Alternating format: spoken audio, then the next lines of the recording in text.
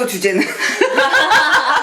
영양제. 조금 더 영양제뿐만 아니라 이제 음식 관리까지 이제 함께. 그 앞에서는 이제 300kcal, 네. 300kcal 칼로리밖에 추가되는 게 없다라는 충격적인 이야기를 우리 들었어요. 그 다음에는 약쟁이 다둥이 PD가 좋아하는 영양제 이야기. 네, 그래서 이제 초기에는 사실 임신 준비할 때부터 한 3개월 이전부터 엽산을 잘 드시는 게 아기의 이제 선천적인 예방을 기형을 예방을 하는데 도움이 된다고 하니까 1일에 600 마이크로그램 정도 드시면 된다고 하거든요. 그래서 이거를 이제 식품에서 자기가 어느 정도 먹는지, 그러니까 이걸 이제 엽산이 많이 들어있는 음식을 좀 조사해 보세요. 그렇게 했을 때 내가 키위.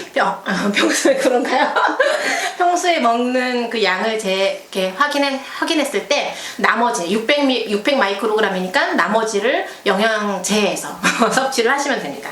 그리고 이제 철분제죠. 네, 제일 중요한 게 그 철분 부족이나 빈혈은 이제 조산 위험을 좀 증가시키거든요. 그렇기 때문에 철분 함량이 높은 음식을 드시는 게 좋으세요. 그래서 철분 그 함량이 높은 음식을 사실은 이 자연수산 하시는 분들은 많이 자기 음식에서 섭취하시는 분들은 음식으로 충분히 섭취를 또 하시더라고요. 그래서 뭐 제가 아시는 분들은 클로렐라, 아니면 뭐 시금치 이런 데서 이게 채소 위주의 식단을 또 하시는 분들은 본인이 다 계산을 하셔가지고 본인이 충분하다라고 말씀을 하시고 이제 그렇게 하시지만 보통은 좀 더 많이 좀 섭취하는 게 임신 동안에 좋으니까 철분제를 드시는 거를 좀 권해드리고 있고요. 철분제 드셨죠? 먹었어요. 그 철분제는 꼭 비타민 C랑 같이 먹어야지 맞아요. 흡수가 더 잘 돼요. 그리고 다른 영양제랑 철분 흡수가 제일 늦다고 그러더라고요. 그래가지고 이게 경쟁 관계에서 철분이 칼슘하고 경쟁. 경쟁 관계에서 얘가 지는데 도태된대요. 그러니까 칼슘제나 다른 영양제랑 같이 먹으면 철분이 그냥 몸에서 빠져나간다고 그러더라고요. 우유랑 먹으면 안 되겠죠. 그래서 저 같은 경우에는 철분제 아침에 일어나자마자 그냥 빈속에 먹었어요. 속 안 쓰리셨어요?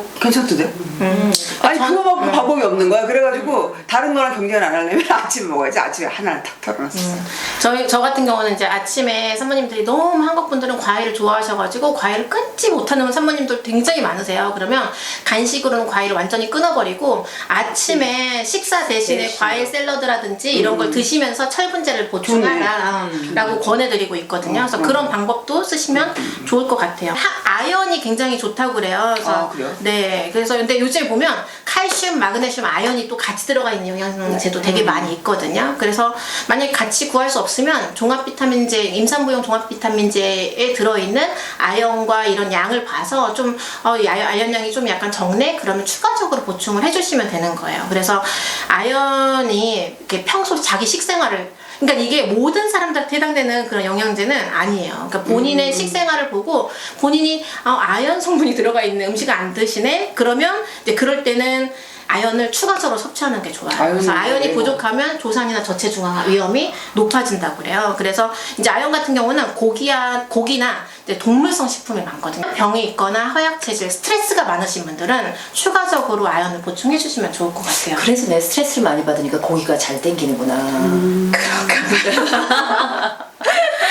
네, 그리고 이제 30주 전까지는 아기들의 이제 구조적인 부분이 성장이 되거든요. 안에 있는 장기가 형성된다고 하면 30주 전후로부터는 아기가 크기가 막 성장이 돼요. 그래서 뼈가 많이 갑자기 길어지고 그리고 이제 아기의 뭐 그런 피부 지방, 피부가 완전히 뼈하고 붙어 있다고 한다면 그때부터 30주부터는 좀 약간 통통해지는 시기가 이제 그 시기부터거든요. 그렇기 때문에 그 시기부터는 칼슘제를 저는 보충하라라고 말씀을 드려요. 이게 이제 매일 1000mg 정도 보충이 되는 게 좋거든요. 그래서 이거는 엄마가 만약 칼슘 성분이 몸 안에 충분치 않으면 치아나 엄마 뼈에서 다 뽑아다가 아기 자기 크는데 다 쓴다고 하니까 그런 부분을 해주시면 좋고, 그리고 이제 임신 막달에 저희가 가장 좀 두려워하는 그 뭐라고 해야 될까요? 그 임신성 고혈압 증상 중에 하나가 영양의 부족 때문에 생기는 게 많거든요. 근데 이건 추정하는 거예요. 뭐 어디서 밝혀진 게 없어요. 그래서 예전에는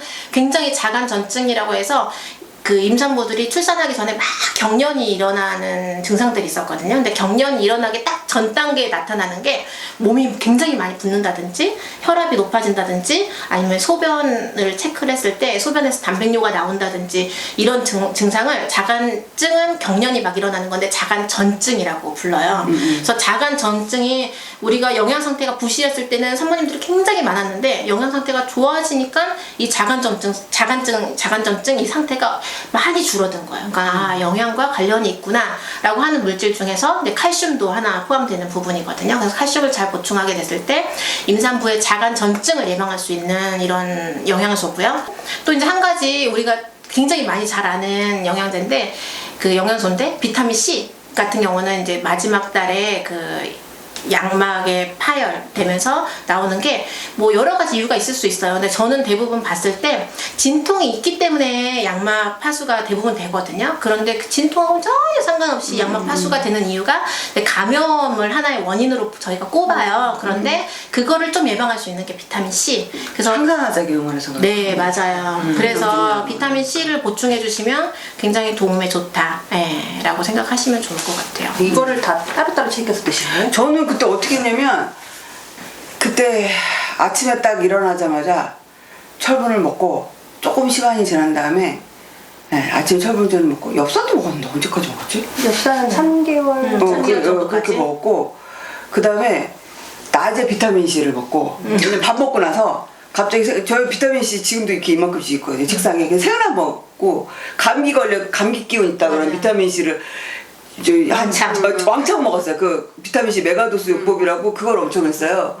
그래서 비타민 C를 항상 먹었고 그 다음에 제가 그 챙겨 먹었던 게 뭐냐면 오메가 3 오메가 3 그 오메가 3 안에 비타민 D까지 같이 들어가 있는 거 오메가 3 있어요. 그거를 밤에 저녁을 먹고 저녁 중간에 먹었어. 왜냐면 원래 그 오메가 3처럼 지용성은 밥 먹을 때 같이 먹어야 흡수율이 확 좋대요. 그래가지고 그 오메가 3를 먹고 밤에 자기 전에 유산균. 맞아요. 밤에 자기 전에 왜냐면 그 어떤 제가 아는 친한 의사 선생님이 자기는 자기 전에 유산균을 먹는데 왜? 그랬더니 누워있을 때 착상이 좀 잘 되라고 모른다는 거야 유산균이. 잘 잠잘 수 있게. 설득력 있다. 그래서 나 그때 유산균을 그렇게 밤에 또 먹고 이런 식으로 시간을 정해서 먹었었어요. 유산균 같은 경우는 36주나 37주째 이게 노르웨이 연구인데 그때 연구를 해보니까 36주나 37주 때 많이 복용을 했을 경우 많이는 아니고 적당량 복용을 했을 경우 아기들이 아토피 비율이 낮아진대요. 엄마의 그런 면역력과 예. 그래서 아마 수연 아기가 건강한 이유가 많은 영양제를 잘 그러니까 오메가 3 먹는 것도 잘한 거 아니고 오메가 3는 아닌가 봐. 오메가 3는 아기의 뭐 두뇌 발달에 도움을 준다라는 게 굉장히 많이 있어요. 먹을 게 되게 많더라고요. 저도 그러니까 이게 막 챙겨 먹고 막 이런 거 잘 못해가지고 챙겨 먹은 게 유산균. 그리고 막 이렇게 각각 챙겨 먹는 게 사실은 저는 되게 귀찮아가지고 그냥 임산부용 멀티비타민 그리고 이제 막달에는 주신 마그네슘. 칼슘하고 마그네슘 네. 다 들어요. 하여튼 그렇게 해서 좀 임신 동안에 엄마가 적절한 영양 상태에 있는 게 제일 좋은데 이제 한국 분들은 우리가 처음에 말했었던 것처럼 너무 칼로리인 거죠. 좋은 식품을 많이 먹는 건 상관이 없는데 사실 되게 정크 푸드가 많잖아요. 맞아요. 중간에 먹는 것도 과자, 뭐 선배님도 케이크, 뭐 이렇게 달달한 거 굉장히 많이 드시더라고요. 진짜 나 케이크 그렇게 싫어하는 애가. 그래서 이제 저희 진미쌤하고 저하고 얘기하는 게 뭐냐면 일주일에 한 번 정도는 풀어줘라. 일주일 동안에 굉장히 좀 약간 스트릭하게 좀 지켜주고 하루 정도 푸는 거는 맞아요. 크게 문제가 안 되거든요. 하루 정도 풀고 다시 스트릭하게. 맞아, 나 토요일마다 먹었어요. 그래서 케이크는 토요일 하루는 먹자. 그래서 케이크 정말 비싼 케이크 하나 이렇게 조각 케이크 하나 사가지고 그때도 주말 부부에서 나 혼자밖에 없잖아. 혼자 가가지고 커피숍 가서 정말 이거 하나 떡 넣고 신성하게 한다 이렇게. 네. 일주일에 한 번. 맞아. 그런 방법을 쓰면 좋을 것 같아요.